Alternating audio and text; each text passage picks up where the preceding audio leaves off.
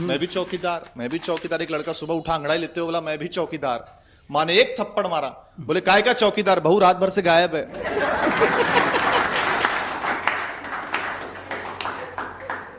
लेकिन एक जो कवि मैं जिसे बुलाना चाहता हूं, उसके दिमाग में इस तरह की कविताएं नहीं आती हैं। अद्भुत टेक्निकल कवि है। जोरदार ताली बजाकर भाई रोहित शर्मा को आमंत्रित। अच्छा, मेरा नाम रोहित शर्मा जरूर है, लेकिन आपको बता दूं मेरा क्रिकेट से कोई लेना देना नहीं है। नाम से बड़ा फर्क पड़ता है, इसलिए बताना पड़ता है। एक प्रोग्राम में ऐसे ही हुआ, नाम छप गया रोहित शर्मा परफॉर्मिंग लाइव, हजारों की भीड़ आ गई। सबको लगा कि क्रिकेटर रोहित शर्मा आने वाला है। बाद में मैं स्टेज पर गया, मैंने कहा नमस्ते, मैं हूं हास्य कवि रोहित शर्मा। तो लोगों का चेहरा वैसी हो गया जैसे मोदी जी को सुनने आए हो और राहुल गांधी मंच पे आ जाए। और भगवान जी ने फिर भी आपको अच्छी कविताएं सुनाई, आपने अच्छी तालियां बजाई, अच्छे से सुना। मैं अगर आज आपको नहीं भी हंसा पाया, नहीं भी तालियां वालियां बजवा पाए, तो मुझे कोई गुरेज नहीं है, क्योंकि करोड़ों रुपए लेकर के क्रिकेट में रोहित शर्मा कुछ नहीं कर पाता है कई बार। उस हिसाब से तो मैं निःशुल्क हूं एकदम आज। तो नाम से बड़ा फर्क पड़ता है, नाम से बड़ा फर्क पड़ता है। अच्छा, लेकिन आपको एक बात बताऊं, रोहित जिसका नाम होता है ना, उसे संघर्ष बहुत करना पड़ता है, बहुत संघर्ष करना पड़ता है। एनडी तिवारी जी के लड़के का नाम भी रोहित है। हाँ, कितना संघर्ष करना पड़ा उसको। 20 साल वो पीछे पड़ा रहा तिवारी जी के, कि आप मेरे बाप बन जाओ, आप मेरे बाप बन जाओ, क्योंकि बेटा तो आप मुझे बना ही चुके हो। ये अच्छा। लेकिन वो मानने को तैयार नहीं थे। फिर डीएनए टेस्ट हुआ, रिपोर्ट आई, तब जाकर के तिवारी जी ने माना कि हाँ मेरा बेटा। जनरली लोगों का क्या होता है, जब बेटा पैदा होता है तो नर्स 5 मिनट बाद ही बाहर आकर के कहती है कि बधाई हो आपके यहाँ बेटा हुआ है। इनके यहाँ बधाइयों का सिलसिला 20 साल बाद शुरू हुआ, और वो भी कुछ इस प्रकार से कि बधाई हो आपके यहाँ बाप हुआ है। लेकिन आपको बता दूं, मेरे साथ ऐसा बिल्कुल भी नहीं हुआ। मेरे तो पैदा होते ही मेरे पिता ने मान लिया था कि हाँ मुझसे गलती हो गई है। तो नाम से बड़ा फर्क पड़ता है। अब नाम का क्या प्रभाव पड़ता है, देखिए एक फिल्म आई जीरो, आपने देखी होगी, है ना? क्या प्रभाव पड़ता है नाम का। देखो, फिल्म का नाम ही रख दिया जीरो, तो फिर वो हिट कैसे हो। नाम का बड़ा प्रभाव पड़ता है। एक फिल्म आई कलंक, फिर देखो आपका नाम का प्रभाव है ना। कलंक की साबित हुई वो। अब वो, लेकिन उसका एक गाना लोगों ने थोड़ा सा मशहूर किया कि बाकी सब फर्स्ट क्लास है, सब फर्स्ट क्लास है। तो भगवान जी फिल्म देखने जा रहे थे, मैंने फोन किया, मैंने कहा कहाँ जा रहे हो, बोले फिल्म देखने। मैंने और बाकी सब, बोले बाकी सब फर्स्ट क्लास है। मैं समझ गया, मैंने कहा फिल्म बहुत अपेक्षा से देखने जा रहे, फिल्म देख के आए। फिर मैंने फोन किया, मैंने कहा और बाकी सब, बोले सब का सब थर्ड क्लास है।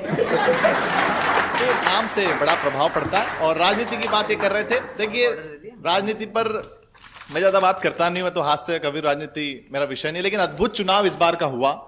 इस बार का चुनाव प्रधानमंत्री कौन बनेगा इसके लिए नहीं हुआ, प्रधानमंत्री किसको बनने नहीं देना इसके लिए हुआ।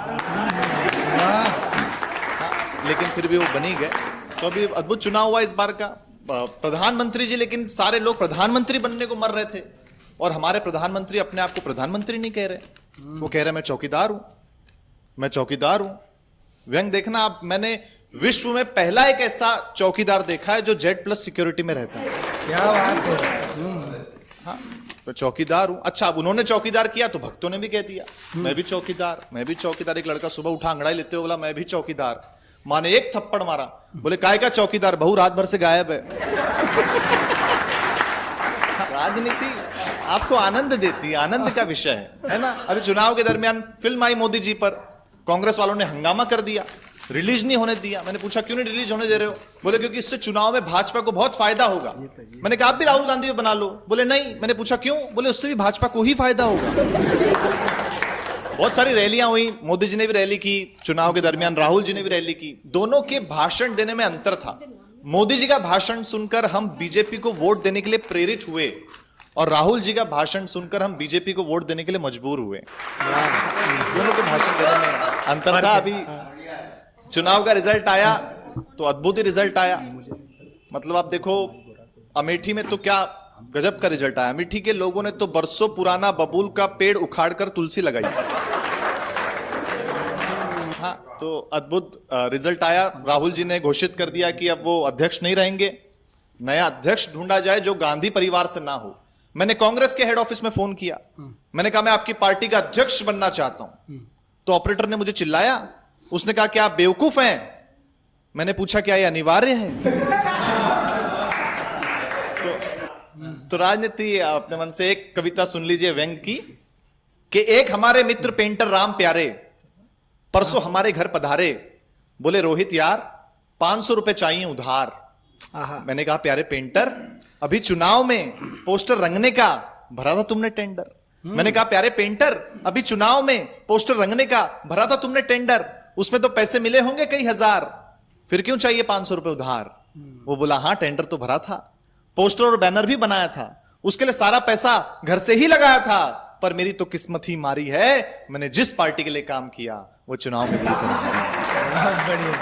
अपन तो रह गए जैसे के तैसे, पार्टी वाले बोलते जब हम ही हार गए तो अब काहे के पैसे, जब हम ही हार गए तो अब काहे के पैसे। तो जमाना बहुत फास्ट फॉरवर्ड होता जा रहा है। जमाना टेस्ट मैच से चले थे, हम लोग 2020 पे आ गए। पहले बहू डरती थी कि पता नहीं कैसी सास मिलेगी, अब सास डरती है कि पता नहीं कैसी बहू मिलेगी। जमाना बहुत तेजी से बढ़ रहा है ना। मतलब एक तो सोशल नेटवर्किंग का जमाना आ गया, हर आदमी डिजिटल हो गया, फेसबुक व्हाट्सएप दिन भर। तो समय के साथ सब कुछ बदल रहा है। एक छोटा सा व्यंग सुना के अपना स्थान लेता हूं और एक बात और कहना चाहता हूं कि जैसे आज के समय में रक्तदान महादान है, वैसे आने वाले समय में रिश्तों को बचाने के लिए वक्त दान सबसे कीमती दान होगा। जाते जाते 4 पंक्तियों का व्यंग कि चुनाव हारने के बाद नेताजी की भैंसों ने दूध देना कर दिया बंद। चुनाव हारने के बाद नेताजी की भैंसों ने दूध देना कर दिया बंद। नेता रह गया दंग, पूछा भैंसों से कि दूध क्यों नहीं देती हो? चुनाव हारने के बाद नेताजी की भैंसों ने दूध देना कर दिया बंद। नेता रह गया दंग, पूछा भैंसों से कि दूध क्यों नहीं देती हो? जवाब मिला, भैंसें भी वक्त के साथ चलती हैं, नहीं देते तो उसे हम दूध कैसे दे सकती हैं। बहुत बहुत धन्यवाद।